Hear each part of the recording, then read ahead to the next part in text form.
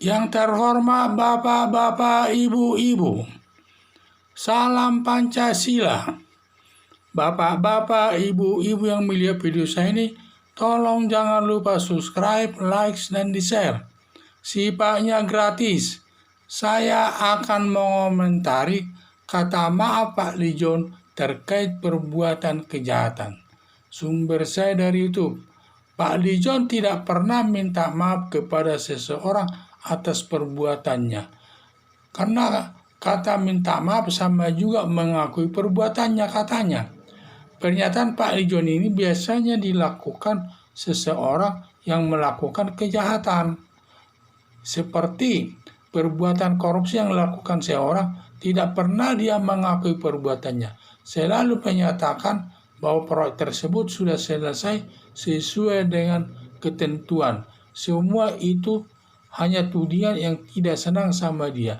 Dan dia tidak akan pernah dia mengucapkan minta maaf. Minta maaf saya telah melakukan korupsi. Tidak ada itu. Semua hampir dia menyatakan bahwa dia tidak pernah melakukan perbuatan hal tersebut yang dituduhkan tersebut kepadanya. Demikian juga kasus pencurian. Kasus pencurian selalu menyatakan dia dituduh melakukan pencurian. Selalu dia akan mengelak. Ya, dia tidak melakukan pencurian. Buktinya mana saya melakukan pencurian? Siapa saksinya dan lain sebagainya. Selalu dia menyatakan demikian. Jadi semua perbuatan kejahatan hampir tidak ada mengakui perbuatan kejahatannya atau minta maaf. Selalu dia mengelak atau ngeles lah ya. Selalu dia mengelak kalau ada tudingan tersebut. Selalu dia mencari alasan-alasan bahwa dia tidak melakukan perbuatan kejahatan tersebut. Seperti Pak Lijon terkait masalah video porno yang diunggahnya yang tidak pantas dilakukan anggota DPR yang sudah ramai dibicarakan di dunia maya. Tetapi Pak Lijon tidak mau minta maaf dan menyatakan yang salah stafnya yang mengunggah video tersebut katanya adalah stafnya karena dia punya staf 4 orang dan stafnya tersebut sudah dipecatnya katanya. Jadi dia tidak meminta maaf memang. Jadi itulah saya lihat. Jadi karena kalau orang melakukan perbuatan kejahatan, apalagi ancaman hukum pidananya berat, selalu mengelak dan tidak akan mau mengakui perbuatannya tersebut. Tetapi nanti kalau sudah di muka sidang pengadilan, barulah orang itu mengakuinya atau terpaksa mengakuinya, atau hakim nanti menjatuhkan hukumannya itu sesuai dengan keterangan para saksi bahwa dia melakukan perbuatan tersebut. Padahal pernyataan maaf tersebut yang sifatnya ini baik dalam pergaulan di tengah-tengah masyarakat. Karena kata maaf tidak selalu berhubungan perbuatan kejahatan seperti menginjak kaki orang tanpa disengaja lalu mengucapkan minta maaf kepada yang kakinya diterinjak tersebut. Sehingga tercipta hubungan yang baik, tidak menimbulkan emosi kepada pihak lain.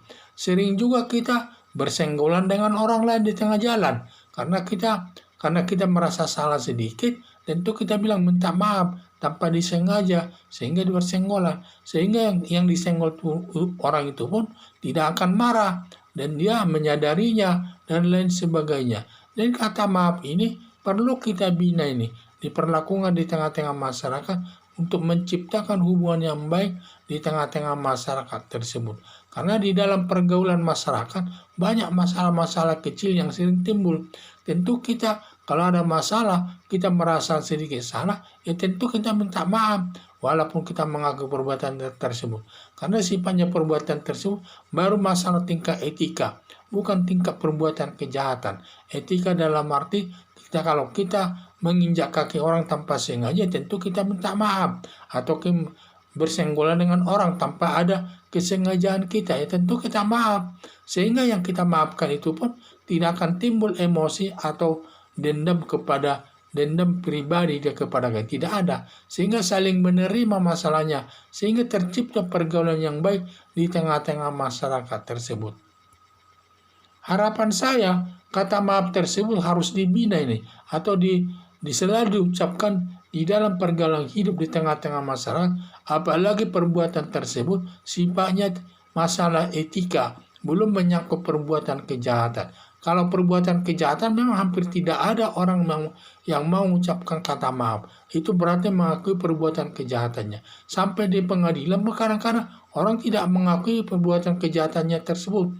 Hanya keputusan hakim saja berdasarkan keterangan para saksi yang memberikan keterangan bahwa dia melakukan kejahatan tersebut, sehingga menjatuhkan hukuman kepada seseorang tersebut. Hampir tidak ada orang saya dengar orang melakukan kejahatan mengakui perbuatannya tersebut. Selalu disembunyikan itu. Tetapi kalau di dalam pergaulan yang sifatnya bukan perbuatan kejahatan, yang sifatnya hanya masalah etika, karena ada kesalahpahaman lah dan lain sebagainya, ya biasanya orang mengucapkannya kata maaf. Kata maaf ini sehingga tercipta hubungan yang baik satu sama lainnya. Karena di tengah-tengah masyarakat itu sering terjadi hal-hal yang tidak diinginkan yang sifatnya sederhana lah ya. Tapi kalau kita minta maaf, akhirnya orang tersebut tidak tersinggung, tidak sakit hati. Jadi harapan saya, kata maaf itu harus dibina di dalam pergaulan masyarakat. Terutama masalah hal-hal yang kecil, harus kita maafkan kalau kita memang yang salah. Demi terciptanya hubungan yang baik di tengah-tengah masyarakat tersebut. Sekian dan terima kasih.